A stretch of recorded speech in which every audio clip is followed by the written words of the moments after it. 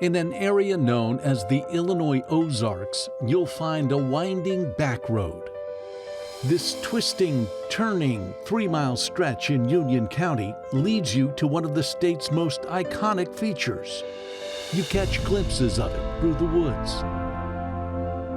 Then, as you round the final turn, it's looming overhead. The Bald Knob Cross of Peace. We'll take you back to its humble beginnings and see how a local minister, a postal carrier, and a pig farmer combined to make this structure come to life. It's our latest stop on Illinois Backroads.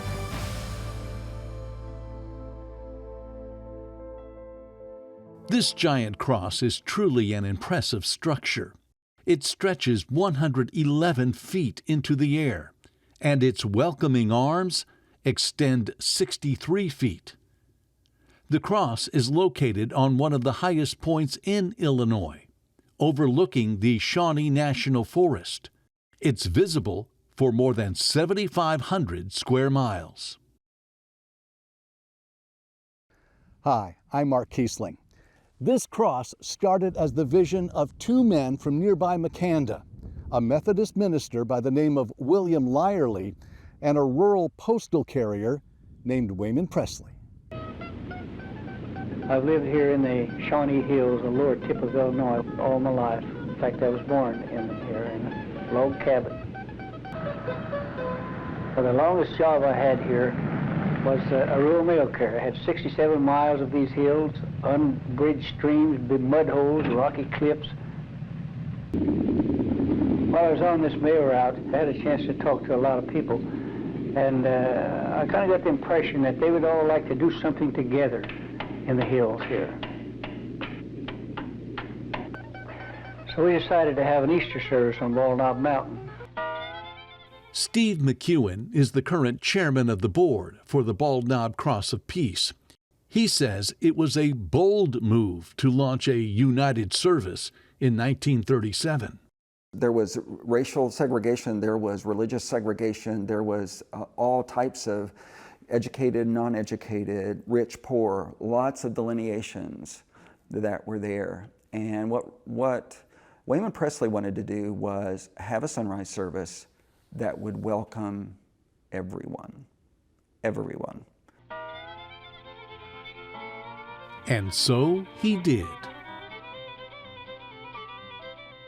So they had the very first sunrise service in 1937 on Bald Knob. Now at that time there was no cross. There was a fire tower, but there was no cross. That sunrise service grew in popularity to where in just a few years later there were 10,000 people up here on the hillside. About 250 it started out with, that first sunrise service, and then it just exploded. National radio, national television coverage, and it absolutely exploded. So we fashioned a cross out of 2x4s for our first service there in 1937. It looked so pretty that we decided to build a larger one there. But before Presley could pursue his dream of building a permanent cross on Bald Knob Mountain, his group had to buy the land. Which brings us to the story of Myrta Klutz, who became known as the Pig Lady. She made a $100 pledge to the cause, money she didn't actually have. And it just so happens after she made that pledge that her sow pig had this incredible number, I don't know how many, but an incredible number. They started taking those pigs and selling those, and they sold those, and that's what paid for her portion. Wayman Presley kind of quickly saw that what was happening and started using that as a fundraising tool, loading piglets in his car and truck and hauling them all over Illinois for people to raise, sell, and take the donations of that. And that is largely how the funds were raised in order to purchase the property that we're on today. I used several methods to raise money to build the cross. The farmers here in southern Illinois didn't have much money, but I figured that they would raise a couple of pigs if I would give them to them. And when they sold them, they'd donate the money to the fund. That was a wonderful story, and raised, I think, around $30,000 at the time, which was an enormous sum of money from, from many of the people who couldn't afford to donate, but that found a way for it to happen. D.W. Presley is Wayman's grandson. He still has the ledger his grandfather used to keep track of the pigs and the amount raised. It's depicted in the signage that surrounds the cross, as is Myrta Klutt's story, part of the unconventional history of this unique place. I mean, it's just like, okay, you're going to finance purchasing this mountaintop by selling pigs. I mean, like, really? Right. That's really the way you're going to do this? Yeah. Presley's vision wasn't to build just any cross on Bald Knob. He wanted to build the largest cross in the United States. And so then they had to generate funds to build the cross, which was a much greater network. And I guess that was helped by Wayman appearing on This Is Your Life, right? That is correct. So the talk about erecting a cross started in the 50s. And there are pamphlets that are published that have images and narratives about what Wayman's vision was for this ministry. And it involved a cross being built, a permanent large cross being built. It involved having a walkway that was a spiritual walkway. It involved having a courtyard area where there could be a meditative environment. It involved a number of different elements. And you are right. Wayman Presley appeared on This Is Your Life. There were numbers of individuals who saw that, who caught the vision. Nation. That was a nationwide television program.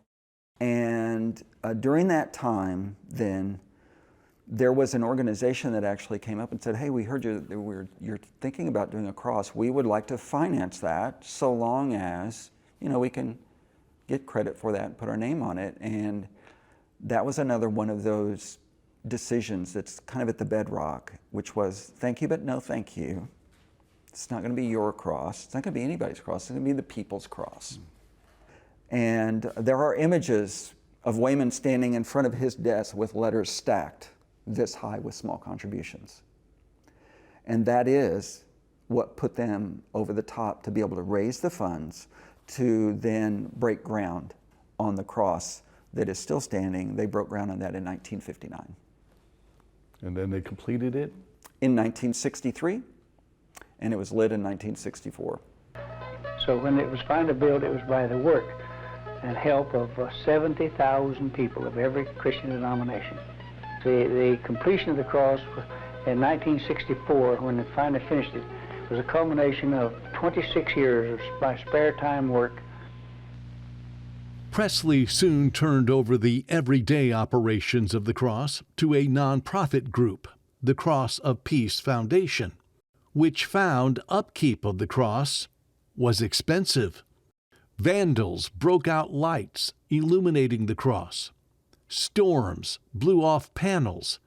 Condensation inside the structure led to rust and decay. This wasn't something that had been done before, and an unanticipated thing was the condensation. Yes. And so the old panels, they were porcelain-coated steel, and when the sun would come up, as it does each day, the temperature difference from the inside to the outside would basically make it rain inside the cross. And it's creating so much trouble, it's costing so much to keep it in repair, that I proposed to the foundation that they let me take it down and build an old rugged cross out of 3 huge blocks of sandstone to be hewn out of the neighborhood bluffs. Well, they thought I'd gone off the deep end. Wayman later modified his idea suggesting a towering granite cross to replace the one built in the 60s. That idea was also rejected. The original base was covered in Illinois marble, but one of the reasons that granite now adorns the bottom there is because that idea of his that he wanted to do that people really didn't care for was he was going to try to erect a solid granite cross as large as could be brought to the top of the hill. Wayman died in 1990, and by the turn of the century, the People's Cross had fallen into disrepair, and the board into disunity. The early 2000s saw disagreements and lawsuits as the board divided. The cross was badly in need of repairs. The responsibility of restoring the cross and its reputation fell onto a transitional board headed by Steve McEwen. We had a mandate by the courts to make sure that the cross was restored physically, that the cross was restored from an organizational standpoint with new bylaws that required diversity and term limits and so forth to prevent any kind of power structure from developing that would constrict the cross going forward. And also just to right the ship, if you will. The new board settled the disputes and in January of 2009 set a new course for the cross. So take care of the cross grounds, make sure that the cross was restored both externally and internally. And so we were successful to do that, raised about $500,000 over the course of the next 24 months. Got bylaws that were adopted by 100% of the litigants of the lawsuit. They agreed with the new bylaws. And 24 months later, cross was restored 100%. Funds were in the bank. Correct kinds of fiscal measures had been put in place. Diversity measures had been put in place. And it's been, has proven that those decisions have served this ministry well. McEwen says it was a photo from the cross's 1959 groundbreaking that convinced him he needed to be part of this rebuilding and restructuring effort. And what I saw was rich, poor, African American, black, white, educated, uneducated, blue collar, white collar. In 1959. And I realized that when Wayman Presley talked about having a ministry, erecting a cross as a gathering point for all people, those weren't just words. He had assembled arguably one of the most diverse boards that existed, to my knowledge, in 1959, and before actually, because they were at the groundbreaking. They had been working towards that together through the 50s. We're talking about before the Reverend Dr. Martin Luther King, caught his stride. We're talking about before the civil rights, action of the 60s, which I'm old enough to remember. I remember the fights for persons of color to try to get a seat at the table. I remember that. And I'm looking at this groundbreaking where everybody's around, everybody has a shovel in their hand, and you could not pick a more diverse group of individuals.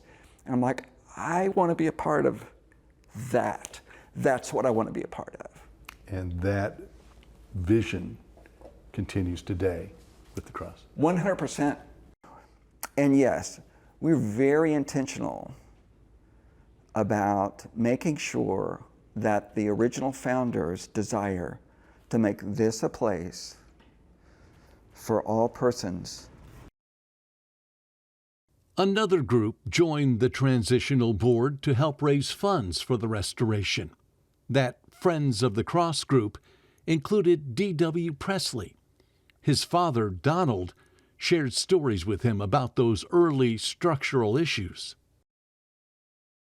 I remember him talking about him and his brothers crawling throughout the superstructure of the cross, not too many years after it was built, using chicken wire to try to tie the panels back onto the structure, because the clips that had originally been installed were already starting to rust and fall and fail. And so the panels were starting to become loose, even just several years after the initial construction. But by the time they're into the 2000s, many panels were missing. Rain and weather was getting inside and affecting the actual superstructure, the main steel beams of the cross, and yeah, it was in really rough shape. McEwen took us inside the cross, a place typically off limits to visitors, to give us a better understanding of how it was restored. So when the board had to come in and replace all the panels and examine the structure, what did you find at that time? So that was one of the first steps. We wanted to make sure that there was no danger in the structure coming down because of a compromise in the structural integrity. So we hired a structural engineer to come in. Any place where the concrete was hitting the structural beams, where the structural steel and the concrete met, we learned that there was some degradation due to the moisture coming in and rusting. So there were the main structural components of this cross were being compromised. We did have to replace some of that. Most of it is fine and was able to withstand, and we were able to stop that degradation. And then from top to bottom, after the panels were removed, it was sandblasted, and then it was epoxy painted with the same that they use for water towers. Only this is all now inside, so this will last. This is a 100-year structure. After replacing the 800 panels covering the frame, the board had to address the lighting. But then there was a couple of years probably during the overall construction where it wasn't lit because there was no skin covering the cross. And to be able to turn the lights back on again was significant in a couple ways for me. One, it kind of was that next step or next phase of the restoration. Not only was the monument restored, but now lit again. Presley says the more efficient LED lighting also reduced utility costs, allowing funds to go to other projects. That lighting is on display every night and at the Easter sunrise services, including the 2026 event, which was the 90th consecutive on Bald Knob. After the service, the Cross of Peace Board celebrated the completion of Phase 1 of their courtyard project. All week long, there will be people who are coming up here who want to meet with God, and they don't want to be bothered.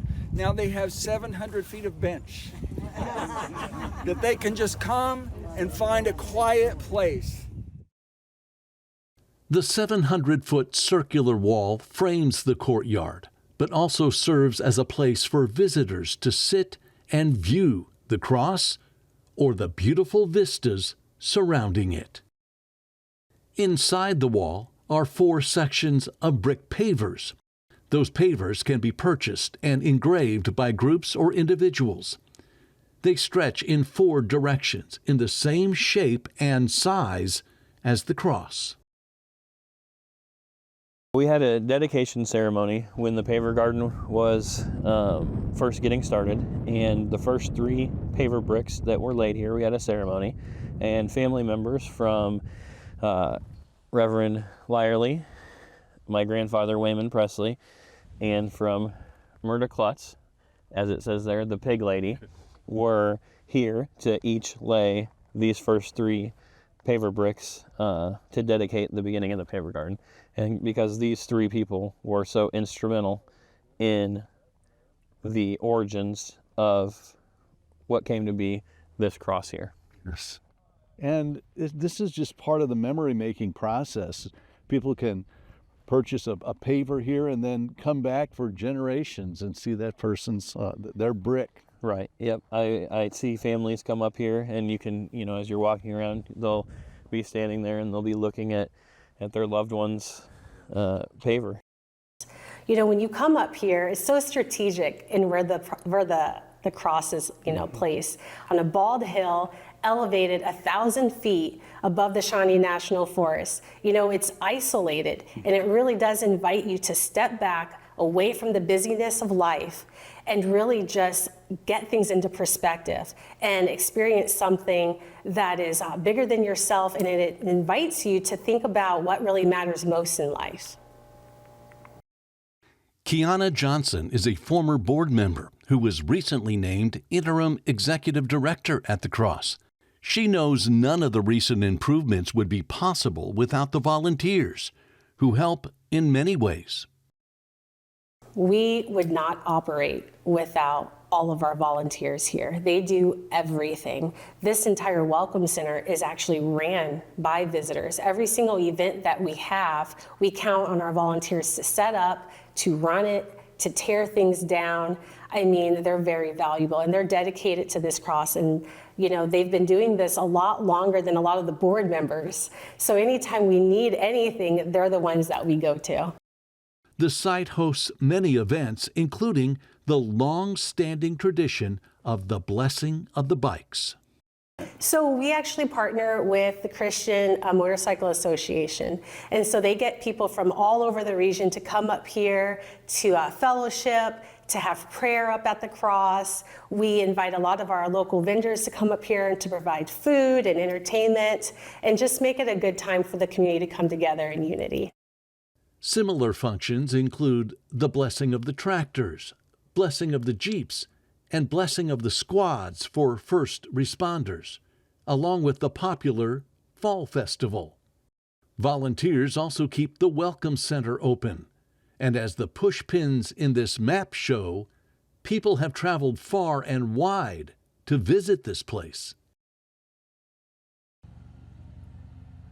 Kiana, I guess another perk to coming to the Welcome Center is coming out here on this back deck and being able to check out these views, whether from the telescope or with the binoculars. For sure. This is actually one of the most sought after spots to come during the Fall Festival because everyone's coming out here taking pictures. It's beautiful to just look out over the horizon and see all the trees painted different colors for the season. And so people come out here as well to look at all of our hummingbirds when they're in season. And yeah, it's a favorite for sure. And speaking of views, when Steve took us inside the cross, we were able to witness a sight most people never get to see. We climbed onto the cross arms, nearly 80 feet above the ground. All right, now you sure this is safe out here, Steve? As long as you stay right with me, Mark. I may not be as graceful as you getting out. Oh my goodness. Look at this view. Mm-hmm. Wow. It's a perspective others will someday get to enjoy thanks to a new project called the Top of the Cross Experience. So the original founders wanted to install a lift to allow our guests to go to the top of the cross. For the last 70 years, that's been unrealized, and we are going to have the opportunity to make that become a reality. The board has worked for years to clear structural and legal hurdles. Now that project is moving forward thanks to a $200,000 State of Illinois Tourism Attraction Grant. It will take an additional $300,000 to complete the project. The lift will be similar to this, except with clear plexiglass sides. It will be used to offer visitors a guided tour to an observation deck inside the top of the cross, where they will see views like this. So on the way up, hopefully our visitors will learn how this whole thing became a reality all those many years ago. And then, of course, they will be able to see this gorgeous view that we're seeing today, only from another 100 feet up. You've been there and you've seen it. It's unlike anything in Southern Illinois. And then on the way down, we really hope to just bless our guests with an inspirational message that would hopefully just brighten their day. Sounds good. It's all in keeping with the master plan compiled in 2009 and the original vision of Wayman Presley. What would your grandfather say, do you think? How would he feel seeing the cross today? restored. I know he had a vision of some of the courtyard plans and things like that. What do you think he would think of where it stands today? I think he'd be happy. Yeah, I think he'd think that this is wonderful, because just like the first time when the cross was originally built and so many people came together for a common goal and a common purpose, it happened again. Yes. Wayman went on to start a business called Presley Tours, taking travelers all over the world. It grew into a multi-million-dollar company based in the same Shawnee Hills where he grew up. But his most enduring legacy may be the shining cross on top of Bald Knob Mountain, sharing hope, faith, charity, and peace for travelers on the Illinois Backroads.